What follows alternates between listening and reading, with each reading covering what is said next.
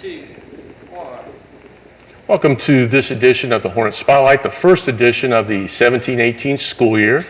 I think we've been in school now 15, 20 days and everything's up and running, and we have a lot of students. I think this is the largest enrollment we've had in maybe ever.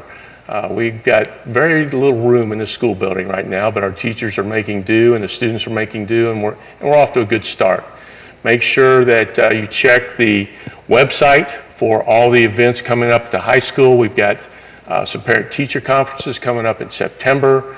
Of course, we have the fall play, which is always huge. Mr. Bush is already at work on that, and the fall sports are all in full swing. We're into week 2 of football already. We have a very big plan for opening day this particular weekend with some TV stations coming in and some free tailgating. It's a good time to be a Hornet, and we look forward to having a great 17-18 school year. At this time, we are going to have the Renaissance Committee's Alumnus Hall of Fame recognition. This is our first one for the school year. This will be the first of 9. As chosen by the Renaissance Committee. Those meetings are always amazing because every time we come out of there with our 9 selections for the school year, we look at about 9 or 90 other names. Man, we could have picked them just as easy as anyone else. So after much deliberation and much discussion, we've come up with 9 great Hall of Famers this year, and we're going to have our first one today.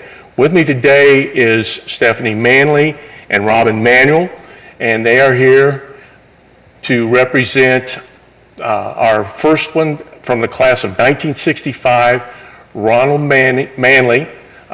He unfortunately passed away in the line of duty. He was an IPD officer, and we are honored to have Stephanie and Robin here today to talk a little bit about their husband and their dad, and what he meant to them, and what he meant to this community, and what he meant to this high school, which is why we selected him. So, Stephanie, thank you for coming in. Robin, thank you as well. Thank you for having us. Talk to us a little bit about Beech Grove High School. Ronnie was a 65 graduate, and things that were you were a 67, you graduated, your class graduated in 67, so were you in this building at the time? No. You guys were still on... Opened up after. You were down on 13th Street still? Yes. Okay, so he was one of the last classes to leave here, right? I believe so. Okay, so this is all new territory for you. We went to school half days back then. That, I remember that. I've heard that before. That was fun, wasn't it? Yeah. Tell us a little bit about the activities Ronnie was involved in, and some of the things that he really enjoyed when he was in high school at Beech Grove. Okay, I know he was in wrestling, and he loved that. I don't believe he was in it his senior year because he needed to work. His mother was a widow and had lost one arm, so she was trying to raise her 3 kids, Gary and Lorna and Ronnie, and it was difficult, so he got a job to help out. And Ronnie was the youngest of the 3? Ronnie was the oldest. Oldest of the 3, okay. Did he work here in town, locally? He worked at gas stations, just what? Any place that needed help? Steak and Shake, when they were using the skates to bring your food. Oh, really? He wasn't a skater. He did. Really? Really? So he was a man about town then. Oh, yeah, big time. Graduated in 65. We've talked already, so I already kind of know the story here. Tell us a little bit about, once he graduated, what he actually did at that point in time. Okay. He wanted to join the police department because he wanted to help. He was a very responsible, conscientious person. Unfortunately, at 18, you're not allowed to join the police department, so he got a job at the Beech Grove shops, the railroad, New York Central, for a while. He did not like that. And then he got a job at Allison's, and that was an inside job working in a factory. He wanted to see daylight. So when he was 21, he joined IPD. At the age of 21. Is there anything, did he ever relate to you, anything that really led him to that interest? He wants to help people, he wants to see daylight, but is there You got to be pretty special to want to get in that line of work. He was very caring. Everybody that knew him loved him. Even back then, not when you look back when someone dies and you think, yeah, they were great. Well, he was great, and I knew it, and everybody knew it back then. He helped raise his brother and sister, even though he was only 2.5 years older than them. He was just a very caring person. When he was on the department, and it was a bad time with the criminals, it was a bad time. There was police brutality going on also. And as a matter of fact, the gentleman that shot Ronnie had saved him from being thrown out of building like 2 months prior to the Hook's Drug Store holdup. Some of the other cops wanted to throw him out the balcony, and Ronnie saved him. He didn't know it was him, because we talked to him after that. Then he realized it after the fact. Yes. He joined at 21. Yes. And he served for 5.5 years. 5.5 years before he was shot. Before he was killed. Was he on a patrolman, or Yes. Was there any particular things he really enjoyed about the job?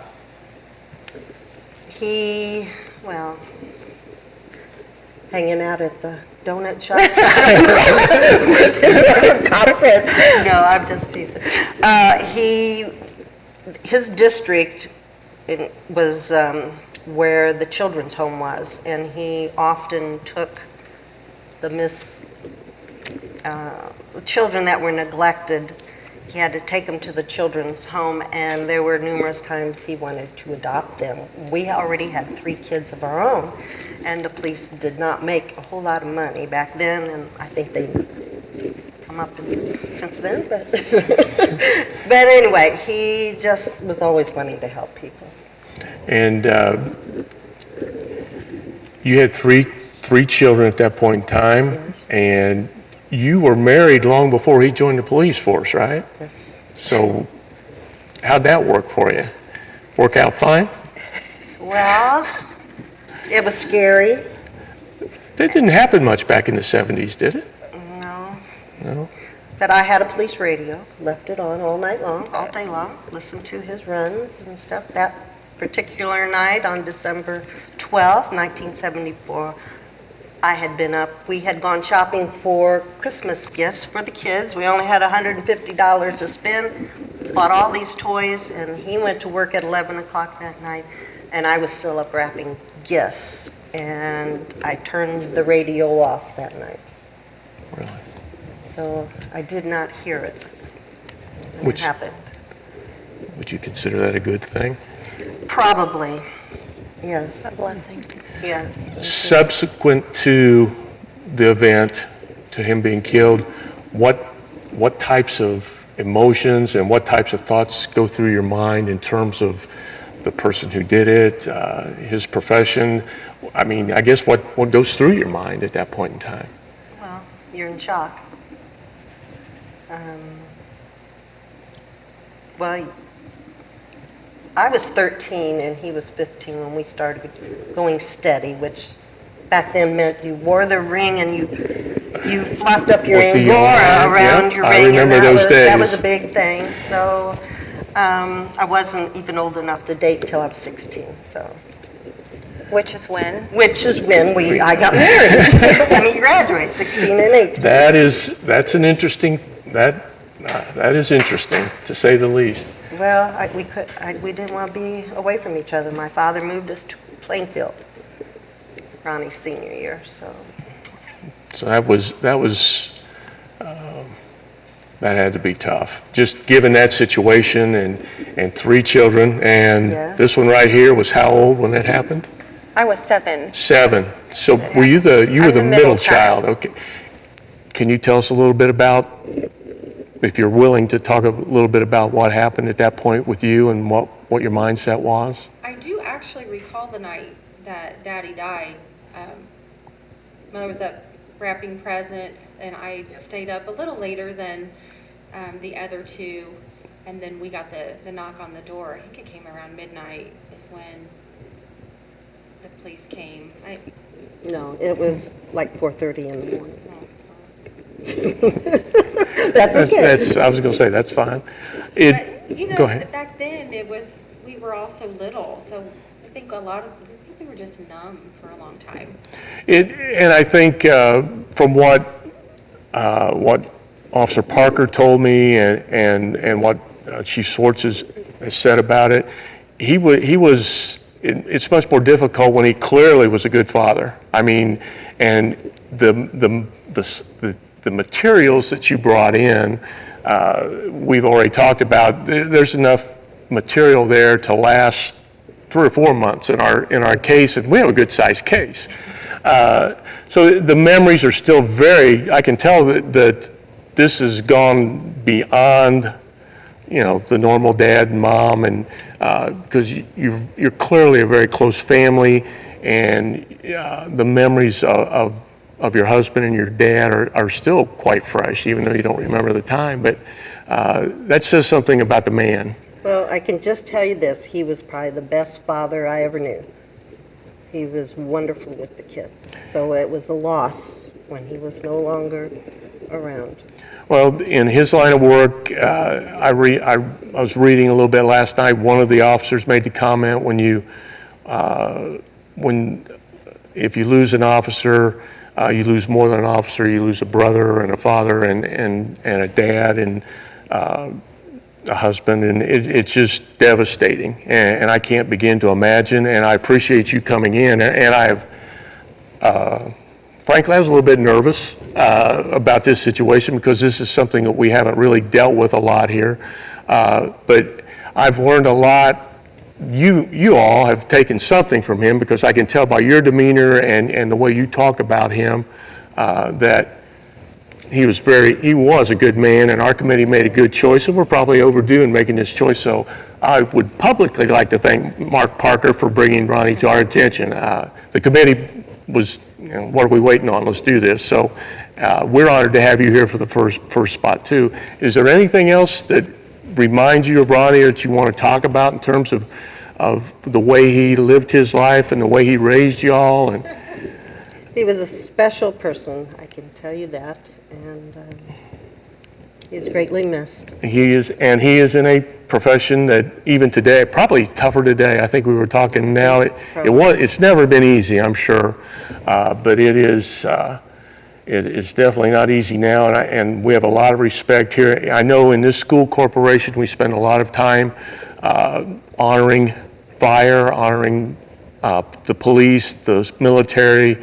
They hold a very special meaning in the school corporation. And I think, just as a side note, we talk about the class of 65, and I pointed out to you when you came in, Ronnie is the 4th member of his class to be inducted into our Alumni Hall of Fame.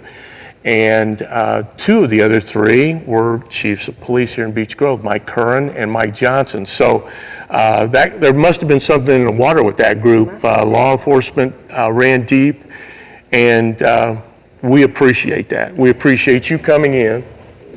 And on behalf of the Renaissance Committee, I would like to thank you. I know this, I know from talking to you, you've done this a few times, and you've gone to a lot of places and represented your family and your husband well, and we appreciate both of you taking time today and coming in and talking with us. And we would like to give you this plaque as recognition of Ronald Manley, class of 1965, being inducted into the Beech Grove High School Hall of Fame. Thank and you. we thank you very much. It's a great honor.